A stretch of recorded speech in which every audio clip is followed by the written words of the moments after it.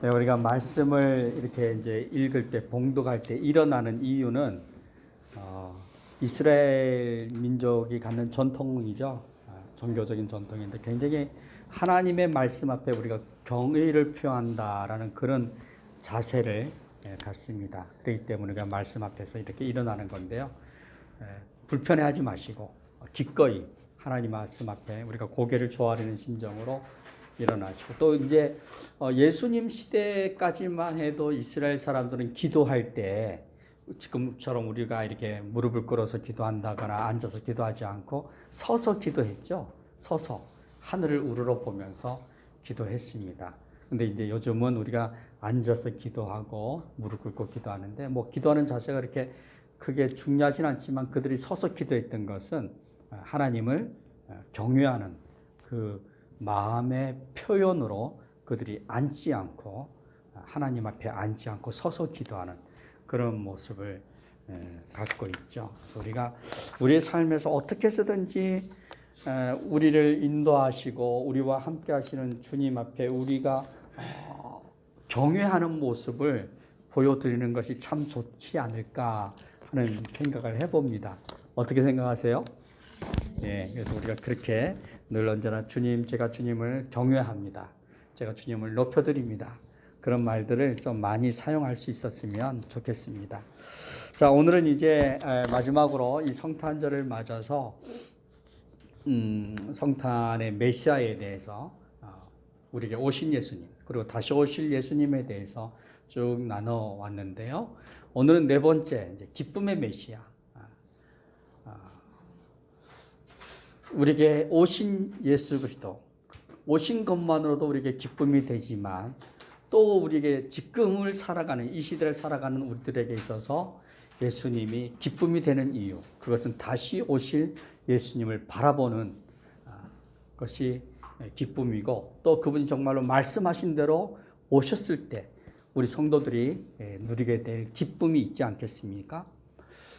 그래서 기쁨의 메시아 예수, 우리 참 기쁨이 되시는 예수 그리스도, 그 예수 그리스도가 우리의 삶에 진정한 기쁨으로 함께 하시길 주님의 이름으로 축원합니다.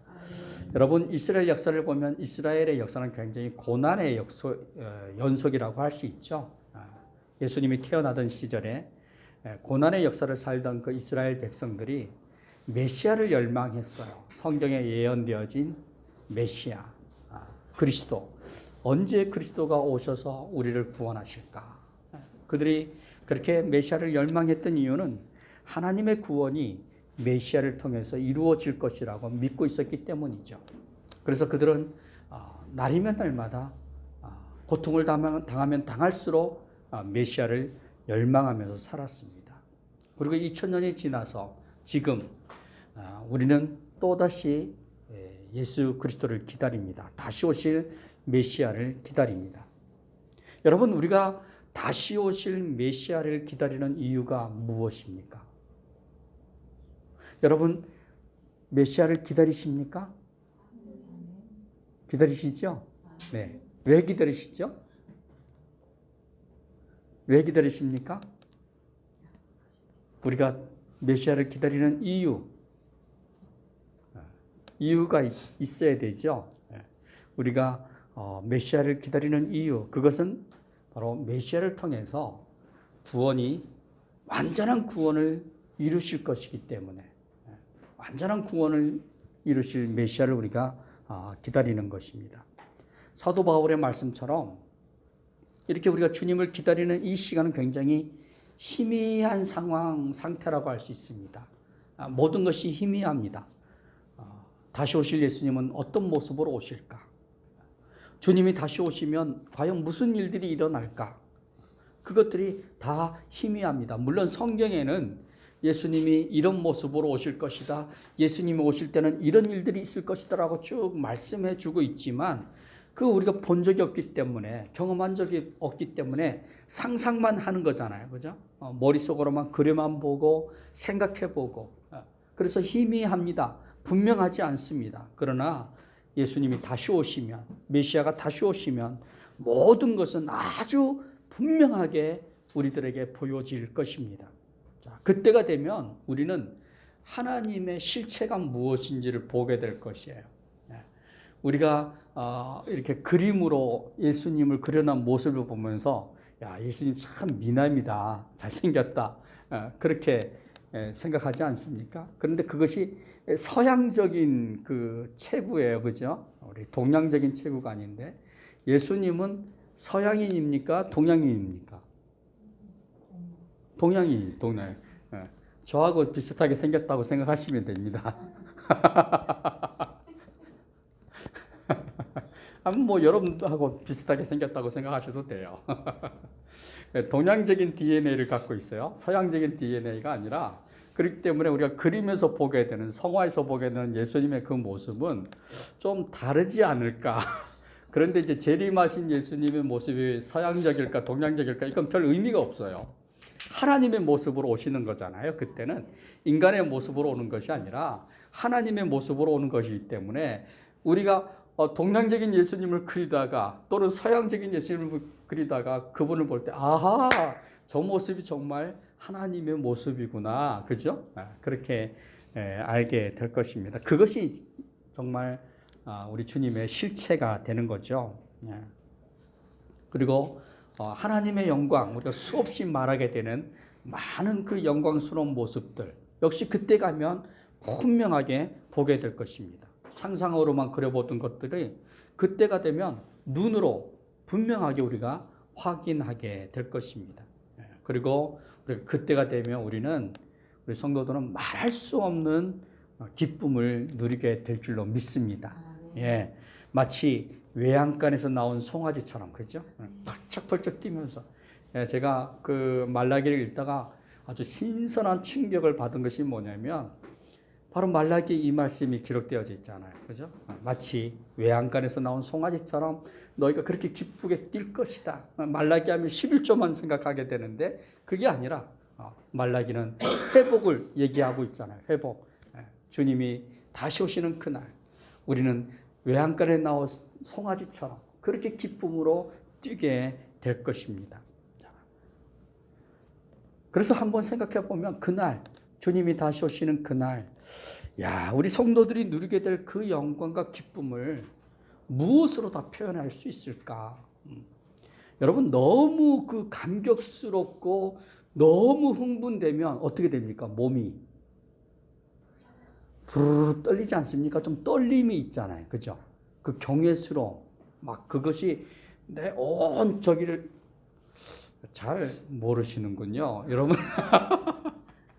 여러분 오페라 같은 데 가서 보면 정말 노래 잘하는 사람, 그 우렁차게 그 노래 부르는 이 대중가요들 말고요. 클래식 그 음악을 들어보면 전율이 느껴져요. 그죠? 네. 한번 가보십시오. 경험해 보십시오. 전율이 느껴져요. 부르르 떨림이 있어요. 그런데 아마 그때가 되면, 그날이 되면 우리 오시는 주님, 다시 오시는 주님을 볼 때 우리가 전율을 느낄 겁니다. 두려움의 전율이 아니라 감격과 기쁨의 전율이 우리의 심령을, 우리의 온 지각을 통해서 그런 전율들이 일어나게 될 것이다 생각합니다. 표현이 안 되는 거죠. 그래서 그날 우리는 주님이 주시는 영광으로 충만해지면서 그 충만이 너무 감격스러워서 우리가 막 푹 떨릴 정도로 전율을 하게 될 거예요. 때문에 우리는 다시 오시는 주님을 기다리는 동안에 주님이 우리에게 부탁하신 일들을 잘, 그죠? 잘 성실하게 하고 있어야 합니다. 왜 그러냐면요. 성실한 우리의 삶이 다시 오시는 주님을 기쁘게 해드려요. 기쁘시게 하고, 그리고 다시 오시는 주님을 맞는 우리도 내가 성실하게 살면서 주님을 맞았다는 그 사실이 나에게 큰 기쁨이 됩니다. 영광이 되는 거죠. 그래서 성실하게 산다는 것, 그리스도인으로서 성실하게 산다는 것은요, 너무너무 아름다운 면류관과 같은 것입니다. 여러분, 성도로서 성도가 해야 할 그 일에 성실하게 임하시기를 주님의 이름으로 축원드립니다. 왜 그렇게 해야 되느냐? 그 이유는 분명하죠. 주님이 성경이 말씀하고 있지 않습니까? 성경이 끊임없이 반복적으로 우리들에게 하시는 말씀은 뭐냐면 주님은 다시 오신다는 것입니다. 다시 오실 것이다. 다시 오실 것이기 때문에 다시 오실 그 주님을 맞는 자의 태도는 성실함이라는 거죠. 자, 오늘 7절 말씀을 한번 보십시오. 오늘 본문 7절 같이 읽겠습니다. 시작. 볼지어다 그가 구름 타고 오시리라. 각 사람의 눈이 그를 보겠고 그를 찌른 자들도 볼 것이요 땅에 있는 모든 족속이 그로 말미암아 애곡하리니 그러하리라. 아멘. 예. 자, 사도 요한 사도가요 뭐라고 말씀합니까? 이 7절에서 모든 사람이 다시 오시는 예수님을 보게 될 것이다 라고 말씀하고 있죠. 예, 모든 사람이. 예. 근데 예수님이 어떻게 와요? 구름 타고 오실 것이고 그리고 모든 사람이 그것을 보게 될 것이라는 겁니다. 근데 이 모든 사람이 보게 될 것인데 어떤 사람들도 보게 될 거랍니까? 예수님을 찌른 자들, 예수님을 죽인 자들, 정말로 예수님을 보기 싫어하고 고개 돌리고 등을 돌리는 그 사람들조차도 아무리 피하고 싶어도 아무리 보고 싶지 않아도 그 장면을 보게 될 거라는 거죠. 다시 오실 주님을 보게 될 것이라고 말씀합니다. 자, 그런데 성경이 이렇게 다시 오실 주님에 대해서 강조하고 있는데 생각해 보십시오. 우리 시대를 한번 생각해. 지금 우리가 사는 이 시대를 생각해 보면서 여러분 예수님이 다시 오실 것입니다. 준비하십시오. 이런 말 쉽게 듣습니까? 쉽게 듣지 못하죠.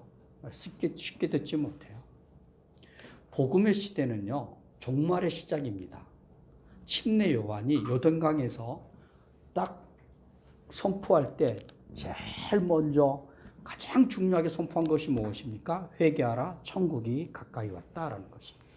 예수님이 침례를 받고 일어나서 그 사역을 처음 시작하실 때 하신 말씀이 무엇입니까? 회개하라, 천국이 가까이 왔다는 것입니다. 복음은 회개를 요구합니다. 복음은 천국이 가까이 왔다는 것을 말씀합니다. 그렇다면 이 시대에 우리가 변함없이 외치고 강조해야 될 말씀은 무엇입니까? 회개해야 된다는 것입니다. 회개하십시오. 왜냐하면 천국이 가까이 왔기 때문입니다. 라고 우리가 외쳐야 하는데 여러분 우리 시대에 회개하는 소리를 쉽게 들을 수 있습니까? 천국이 가까이 왔다는 소리를 쉽게 들을 수 있습니까? 듣지 못해요. 교회가 그 말을 하지 않습니다. 외치지 않습니다. 오히려 굉장히 조심스럽게 아주 조심스럽게 그 말을 하고 있어요. 왜 그렇습니까? 사실 이 메시지는 정말 우리가 크게 외쳐야 되는 외침이고 그리고 가장 중요하게 다뤄져야 할 외침임에도 불구하고 우리 시대는 다시 오실 주님에 대해서 그렇게 강조하지 않습니다. 뭐 여러 가지 이유가 있겠죠. 왜 그렇게 되었느냐라고 했을 때 여러 가지 이유가 있을 겁니다. 뭐 사람들이 듣기 싫어한다. 뭐 복을 얘기하면 됐지. 무슨 주님이 오신다고 얘기하냐. 뭐 그런 말 들 수 있지만 가장 중요한 이유는요. 이단들 때문에 그렇습니다. 이단들이 끊임없이 예수님의 재림을 가지고 이용하지 않았습니까? 그래서 사람들이 더 이상 이런 말들에 대해서 귀 기울이지 않아요. 들으려고 하지 않습니다. 여러분 양치기 소년 효과라는 말 혹시 들어보셨습니까? 우리가 아마 초등학교 다닐 때 그 교과서에서 봤을 텐데요. 어느 마을에 양치기 소년이 있었습니다. 마을 사람들이 이 소년에게 양을 맡겨서 좀 이 양을 돌봐달라고 풀을 뜯게 해달라고 부탁을 했어요. 그래서 소년이 양들을 이끌고 언덕 위로 올라가서 풀을 뜯기지 않습니까? 그런데 너무 재미가 없는 거예요. 시간이 가면 갈수록 지루해지고 심심해지는 겁니다. 그래서 이 소년이 갑자기 뭐라고 외칩니까? 늑대가 나타났다라고 소리치르죠. 동네 사람들이 놀래가지고 곡괭이며 몽둥이며 들고 쫓아 올라옵니다. 근데 늑대가 없어요. 그래서 뭐라고 말해요? 너 그러면 안 돼. 그러지 마. 내려가요. 또 동네에서 열심히 일을 하는데 이 소년이 또 생각이 나는 거예요. 하면 될까요? 안 될까요? 안 되죠. 그런데 너무 심심한 거예요. 그래서 또 뭐라고 말합니까? 늑대다! 또 외치는 거죠.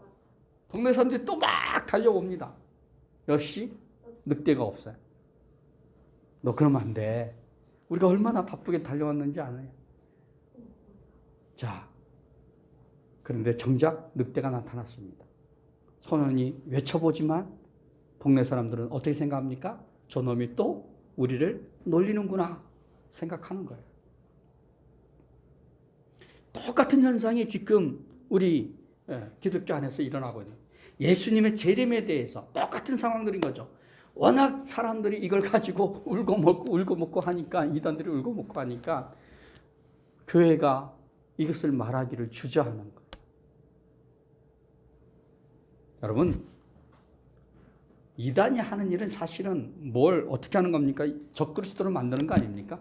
적그리스도가 하는 일이 무엇입니까? 결국은 예수 그리스도를 부정하게 하고 성경을 부정하게 해서 성경으로부터 이탈시키려고 하는 것이 적그리스도가 하는 일이잖아요. 그러니까 이단들은 자기의 목적을 이루고 있는 거예요. 그러면 이런 상황에서 교회가 해야 될 일은 무엇입니까? 더 적극적으로 복음을 전하고 더 적극적으로 영적으로 미혹을 당한 이 사람들의 영적 상태를 깨우기 위해서, 그죠? 우리가 애쓰고 힘써야 되지 않겠습니까? 그런데 한 발 물러나는 거죠.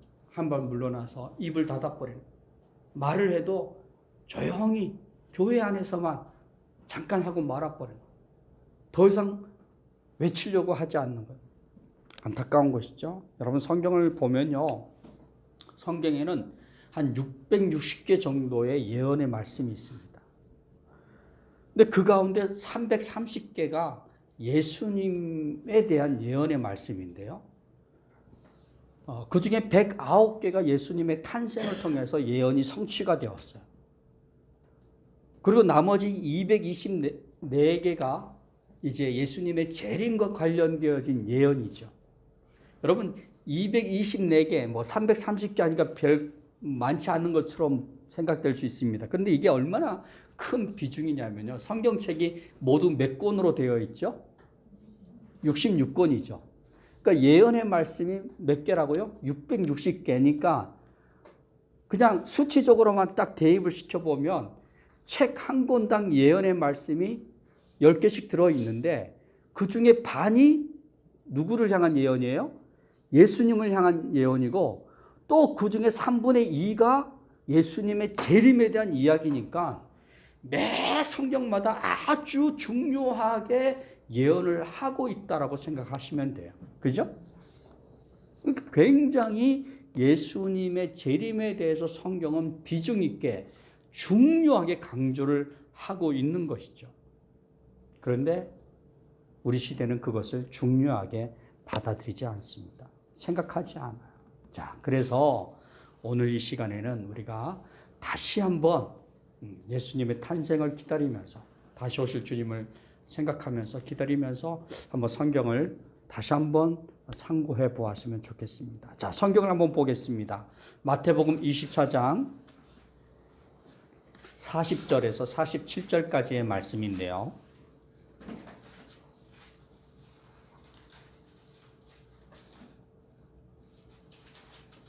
마태복음 24장 40절에서 47절까지의 말씀입니다.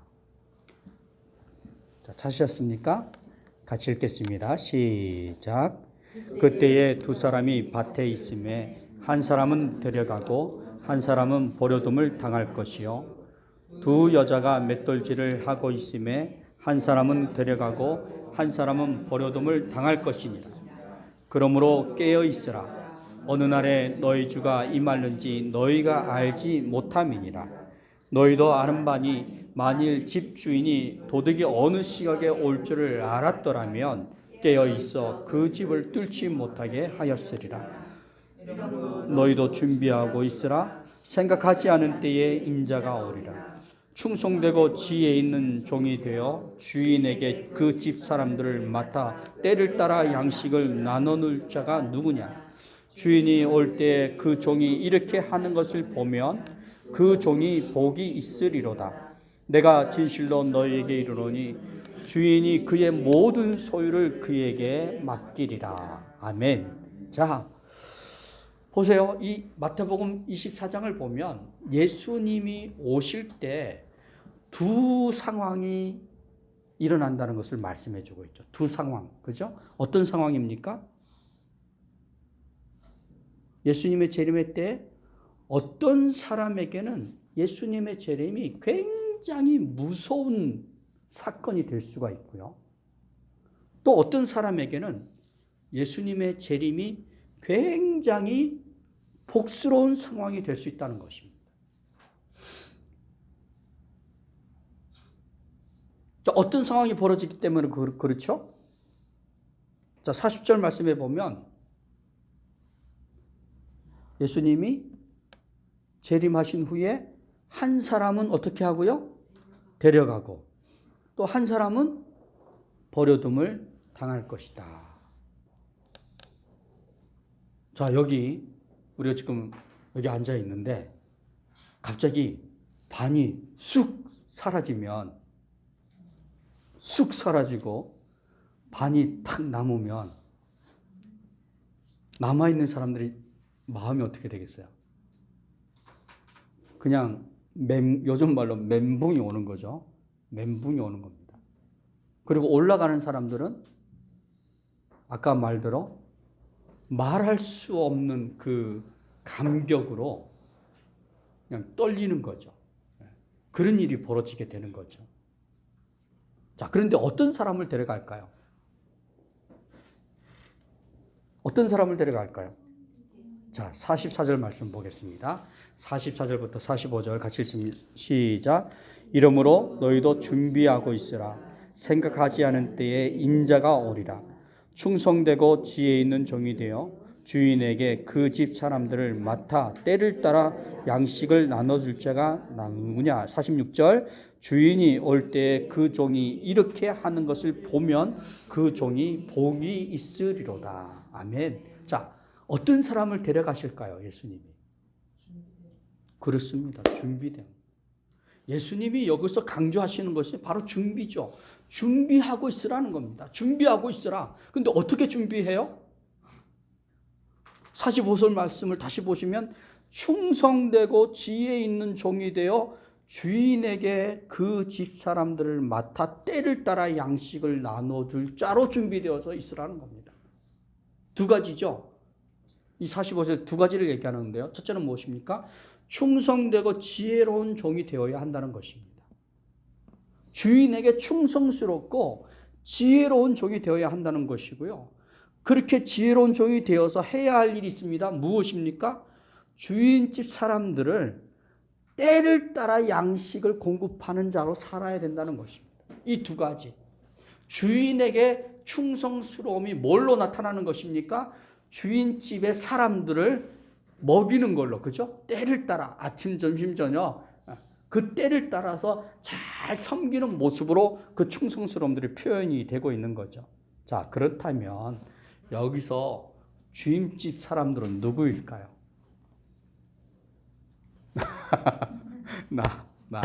예, 주인집 사람들은 나.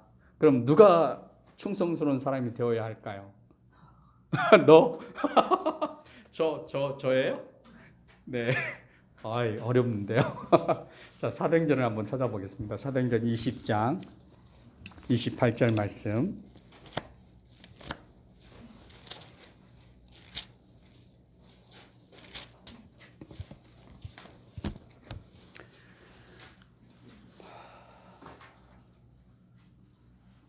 같이 읽겠습니다. 사도행전 20장 28절 시작. 여러분은 자기를 위하여 또는 온 양떼를 위하여 삼가라. 성령이 그들 가운데 여러분을 감독자로 삼고 하나님이 자기 피로 사신 교회를 보살피게 하셨느니라. 예, 사도 바울이 3차 전도여행을 마치고 예루살렘으로 올라가지 않습니까? 근데 성령님께서 바울아, 네가 예루살렘에 가면 결박과 환란이 기다린다라고 말씀하셨습니다. 그래서 이 바울은 더 이상 에베소 교회 성도들을 만날 수 없을 거라고, 안디옥 교회 성도들을 만날 수 없을 거라고 생각하게 되죠. 그래서 교회 장로들을 부릅니다. 부르고 마지막으로 그 장로들에게 부탁하는 거죠. 여러분 조심하십시오. 하나님께서 여러분들에게 맡겨주신 양떼들을 위해서 정말 조심하십시오. 무엇을 해야 할지, 무엇을 어떻게 해야 될지 잘 기억하시고 그들을 잘 섬기십시오. 왜냐하면 여러분들을 하나님이 감독자로 세우셨기 때문입니다. 그리고 그 교회는 하나님이 피로 사신 교회입니다. 그리고 그곳에 있는 성도들은 하나님의 양떼들이기 때문에 여러분들은 삼가해야 합니다. 여러분들은 조심해야 합니다. 라고 말씀합니다. 결국 누구를 섬기는 자로 부르고 있습니까? 직분자들이에요. 직분자들.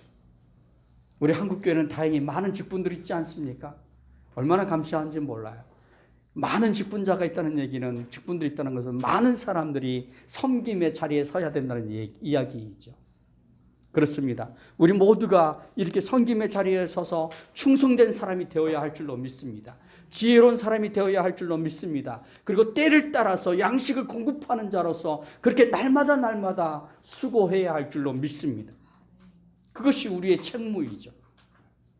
주님은 다시 오실 때 우리를 통해서 그렇게 열심히 주님께서 사신 교회, 피 흘려 사신 교회, 하나님의 교회를 위해서 그 양떼들을 위해서 동분서주하고 있는 우리의 모습을 보고 싶어 하시는 것이죠.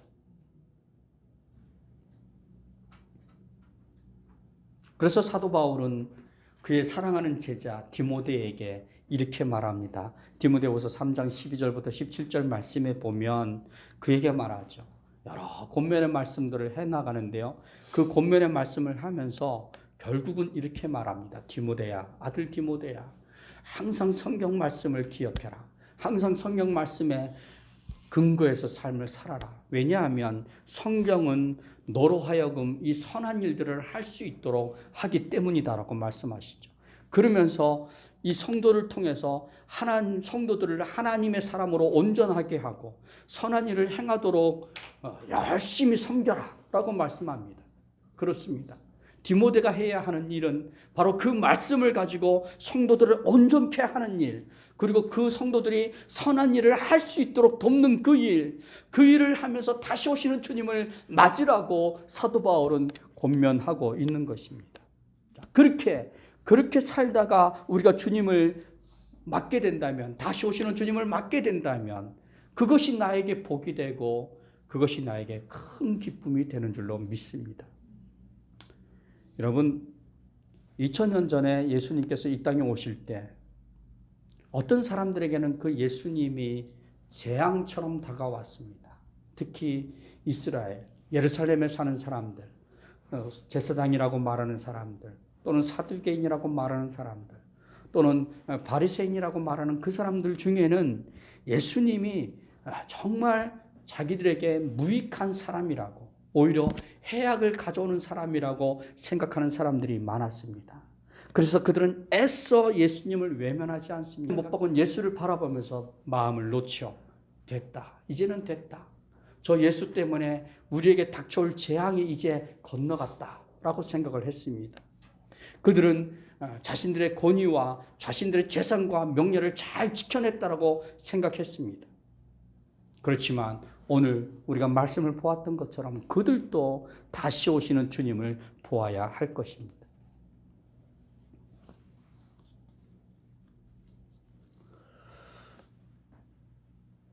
그리고 그들은 다시 오시는 그 주님을 보면서 아마 이 성경 말씀처럼 애통하는 자들이 될 거예요. 여러분 생각해 보십시오. 2000년 전 이 세상을 구원하시기에 오신 예수님을 기쁨으로 맞지 못한 사람들, 그들은 다시 오신 주님을 애통 가운데 맞게 될 것입니다. 그런데 이것은 지금 이 시대를 살아가는 사람들에게도 변하지 않는 진리예요. 지금 우리가 예수님을 믿지 못하고 지금 우리가 예수님을 기쁨으로 따르지 못한다면 다시 오실 주님을 결코 기쁨으로 맞이하지 못할 것입니다. 사랑하는 성도 여러분, 다시 오시는 주님이, 다시 오시는 메시아가 나에게 기쁨이 되고 감격이 되려면 오늘 내가 기쁨으로 예수님을 따라야 합니다. 왜냐하면 다시 오시는 예수님은 구원을 위해 오시는 것이 아니라 이 세상을 심판하시기 위해 오시기 때문입니다. 여러분 마태복음으로 가서 여러분 25장을 한번 찾아보십시오. 마태복음 25장 31절부터 33절까지의 말씀인데요. 한번 같이 읽도록 하겠습니다.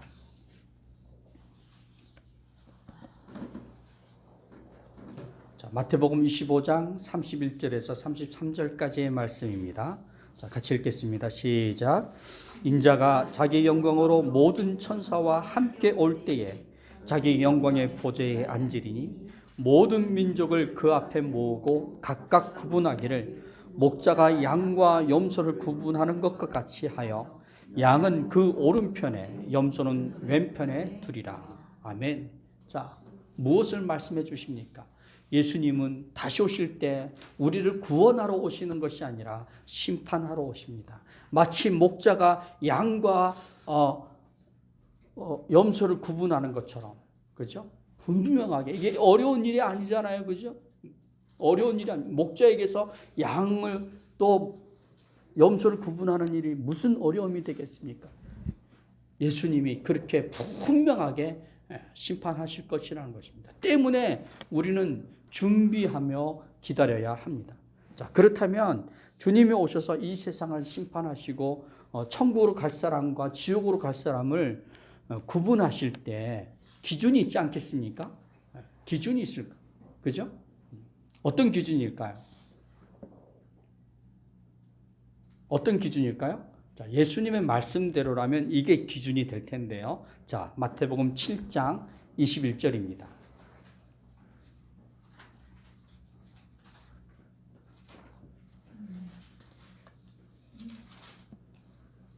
마태복음 7장 21절 같이 읽습니다. 시작.